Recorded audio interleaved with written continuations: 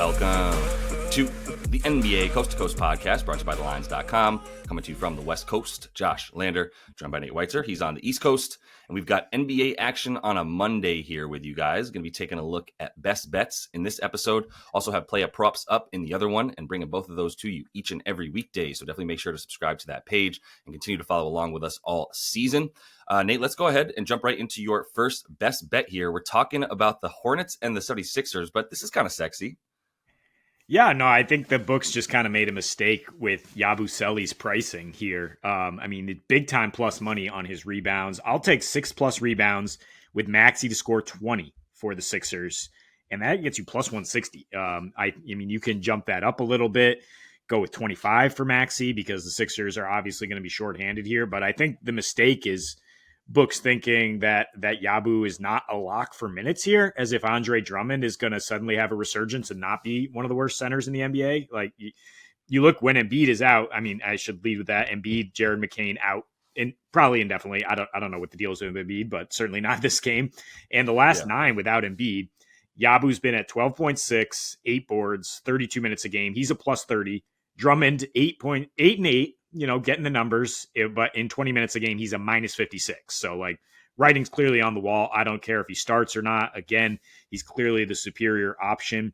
Yabu had 6+ boards in 8 straight prior to going for 11-3 against Orlando. One of maybe the best rebounding team in the league. And now facing Hornets, who are also a very good rebounding team. That doesn't necessarily scare me off. It means I think you need a solid rebounder in there, in big booty Yabu. To keep the Hornets off the glass, especially now they got Mark Williams out there. I did bail off the money line in any sort of parlay here because looks like LaMelo Ball is going to play. That's good news for offense in general. You won't necessarily get as gross of a game probably. You will get Maxey out there, counter punching. Is a big difference for the Sixers, though. I do still lean to them winning because when Embiid is out, it's a big difference than, he's going to try to go and then he can't go, or he's still out there, but he's hobbling around on one leg and he's costing us rebounds all over the place. And, it's kind of a situation where maybe Yabu should be playing a little more over Embiid anyway, because he's able to actually grab those boards when you need them. So, they've already in these tough situations beaten the Hornets. Paul George, not really much success offensively, but so it's really going to be on Maxey's back. We know this. McCain and Yabu had big output in the last matchup, though. That's what really keyed me in on this. Is them running that pick and roll with McCain, who is obviously not the same caliber of player, and now Maxey, who's now fully healthy, going to be able to run those with Yabu. I think both these dudes should have success on both ends, and Maxey, 20+, 25+, definitely looking likely. Yeah, and I just want to clarify for everyone who's listening, because it might be taken out of context. I don't think Nate was suggesting that Gershon Yabusele is a better basketball player than Joel Embiid. I think he was suggesting that hobbled, broken Joel Embiid is a detriment to this team when he plays and then can't go past the first half of the first quarter, and Yabusele is not. So I just want to super clarify that for any aggregation that might happen. Also, the just wanted to say my condolences to you, because I know how much you love Jared McCain, and we're not going to get to watch him play for a bit, which is really, really sad because he was obviously having an awesome season. He'll be back though with that after that knee tear that we saw. But I know how much you were. He was a coin respecter for you, really, in a lot of ways, as you had a lot of success betting on him. So now this is where you go. There's not really anything else for them. I think Paul George is going to have a nice game as well, and we're going to continue to see his usage go up. So I'm a little bit less afraid of the money line than what you were saying too. I know you mentioned it's not a bad look and you still lean Sixers, but I do really believe in that, adding that to anything, because I don't really care if LaMelo's in there. The defense for the 76ers has gotten a lot better as well. But the Denver Nuggets, I'm going to take them. I'm taking them plus 1.5. I'm getting 1.5, so I'm going to take it. I think it's going to be a close game versus Sac, so I'll take the 1.5. There is a world where they win by or lose by 1 point, so I'm fine with that rather than the money line. It's not much better for the money line anyway. But for Denver here, they're actually better on the road than we remember, and that's a lot of what I'm talking about with them.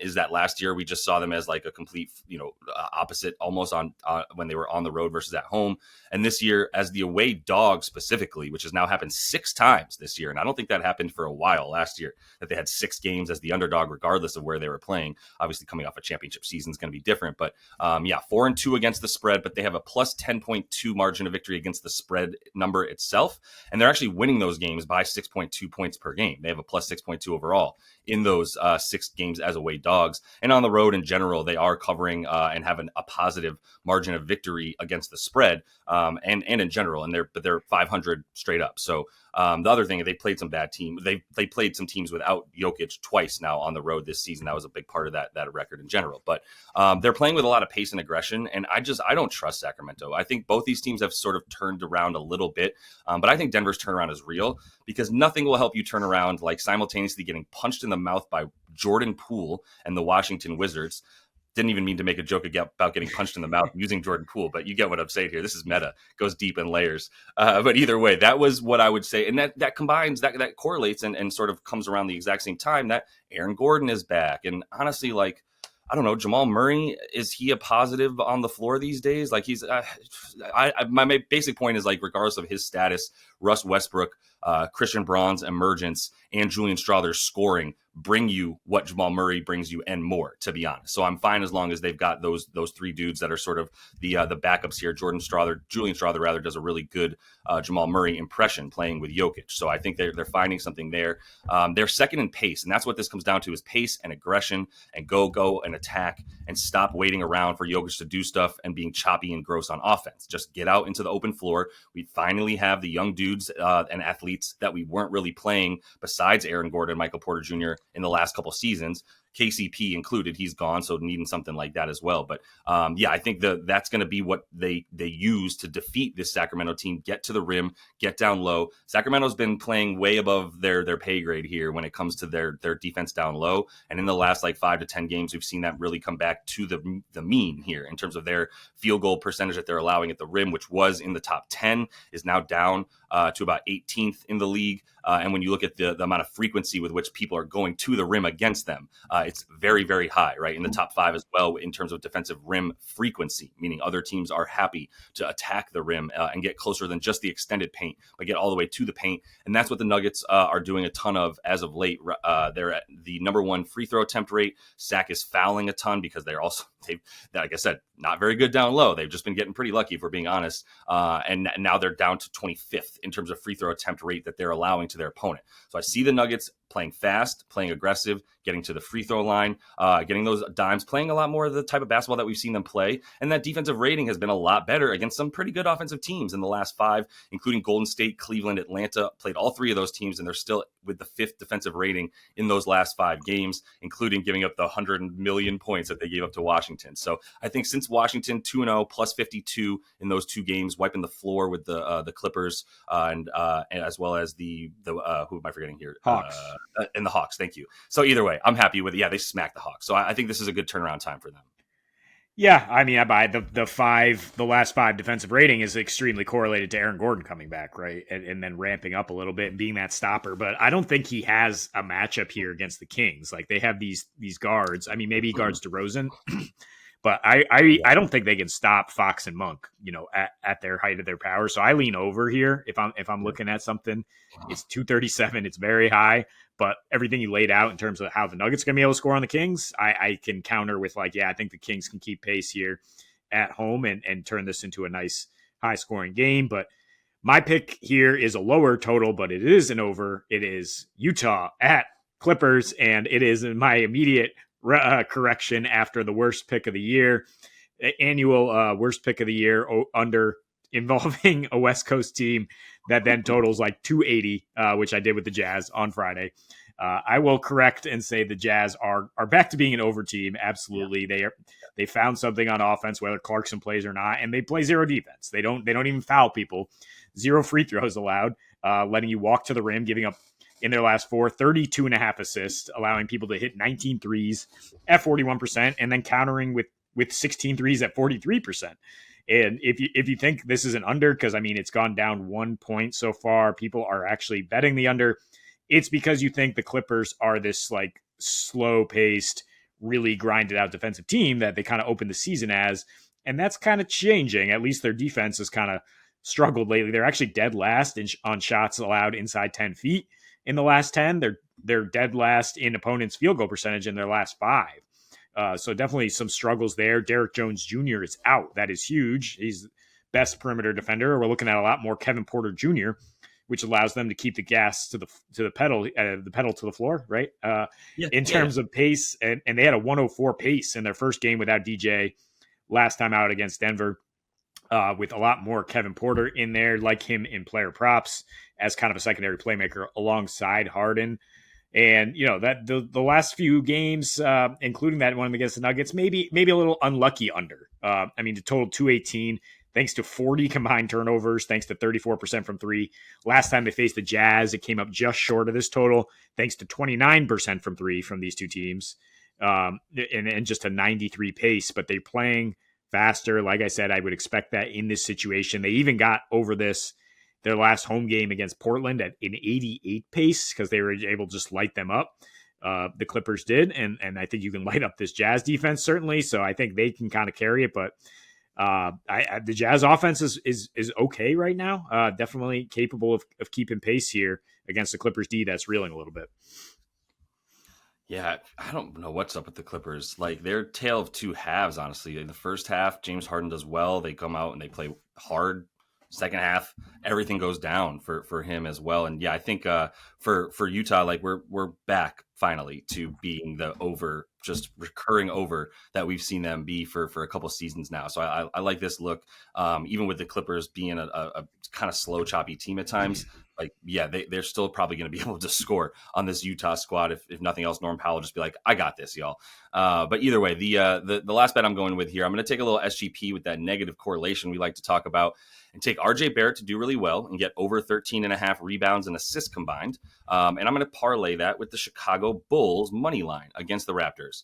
And that's not for the faint of heart because the Chicago Bulls are not a really good basketball team, but the Raptors are reeling a bit more. It's been one game since Scotty's been totally out, really 2 games since he went down and had to leave.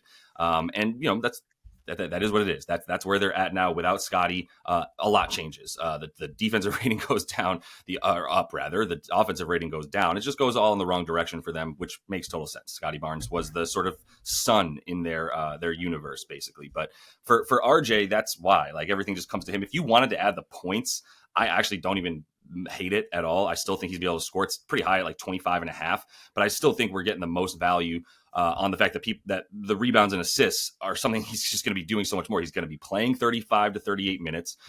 He's going to be involved in almost all of the action on offense as the primary ball handler. If you look at the last 3 games where he's played without IQ and Scotty Barnes, the amount of touches that he has is twice as many as the second highest touch getter, however you want to phrase that, with Jakob Poeltl in the front court, looking at about 88 touches compared to 46 for the next highest guy, like I said, for Jakob. So it's just a matter of point guard, shooting guard, small forward, power forward. Those are RJ Barrett's positions. He has no one spot on the floor when Scotty Barnes is not in there taking up the top of the key, right? He's doing whatever he wants from up there. So that's why everything gets so high. If you look at his numbers in the minutes that he's on the floor with Jakob Poeltl, and I put Jakob Poeltl and Ochai and Grady Dick, because those are the 2 guys that I think are most commonly, I know they are when you look at the lineups, they're most commonly on the floor with him in these situations. He's at about 16.4, 16.5 rebounds and assists combined per 36 minutes. I think we can bank on 36 minutes. I also know that once you take Jakob Poeltl off the floor, even when you bring Chris Boucher in there now, we're still talking about RJ Barrett then upping his rebounds from 7.8 per 36 to 8.8 per 36. So right, he's going to get some time without Poeltl out there as well, which is going to be very helpful for his boards. But Davion Mitchell isn't the guy that's getting the most potential assists, right? Davion Mitchell is the point guard by name only. RJ Barrett is the primary ball handler, the primary playmaker. So I like that. But I still like the way that the Bulls are playing, by the way. And I'll just briefly say, like, I do think the Bulls win this game. They are up to 9th in net rating in their last 5, in the last 10 as well, up to 12th in net rating. That includes 5th best on offense. And in the last 5, 7th best defensive rating, not playing world beaters, but that's what we're getting here. We're getting the same level of comp that they've played in their last 5, which has been bad, and good enough for like the 3rd easiest strength of schedule. Well, yeah, that's the Raptors. They fall into that category of helping you with that strength of schedule. So Bulls give up everything on defense, but they will be able to get out into transition. They've been looking really good from that standpoint. So I like them to win the game, but we'll take RJ to get the 14 RA. Yeah, the Bulls have won and covered in 3 straight when they've been favorites, which is not too often. So I mean, in this spot, yeah, that's I think that's fine. It looks like Zach Levine is iffy. I don't Yeah, know if that matters. Like as far as driving winning, it would definitely hurt an over. yeah, And it might hurt, because Io DeSumo is a much better defender and he could go on Barrett, but that would drive winning for the Bulls, and maybe it would also drive more assists for Barrett if he's not able to just parade right to the rim when he gets Levine on him on a switch. So maybe that's helpful. I mean, Vooch coming back also helpful for getting whatever stats you want, right? Maybe not necessarily the offensive rebounds, but yeah, it's a Bulls defense that can be had every way. And then hopefully they could still pull out the win here for this nice payout. I mean, plus 245, it's worth a gamble. yeah. And I did notice too, like they're not going to put RJ Barrett on like Josh Giddey or someone like that. They're going to put RJ Barrett a little bit closer to the baseline, which is another reason why I like the rebounds and see those go up a lot when he's playing in this situation, because I do expect him to be more of a forward on defense, so that he's playing closer to the basket, can also then lead the break by getting the rebound and going. So I think the Raptors are going to use him in that sense a lot in this one, which will lead to a lot more of those boards. But that's all the time we have for you in Best Bets. Make sure to subscribe to that page. Check out the play of props that we have up in the other episode. Until we see you next, happy betting.